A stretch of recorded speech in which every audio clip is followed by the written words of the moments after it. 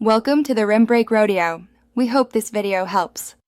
You start inside the form's responses view. Click Summary of Responses and find the pie chart you want to change. Once located, click the Chart menu, those three dots, because this reveals built-in options. You can choose Edit Chart or Open in Sheets.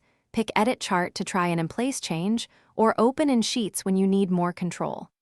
This matters because Sheets gives chart type options and preserves response timestamps. It's faster when you have many answer choices.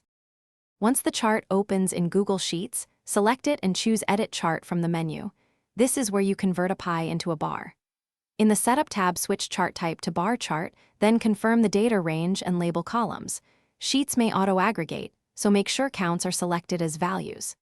Next, use the Customize tab to set axis titles, color palette, and bar grouping. This improves readability and preserves the response distribution for viewers.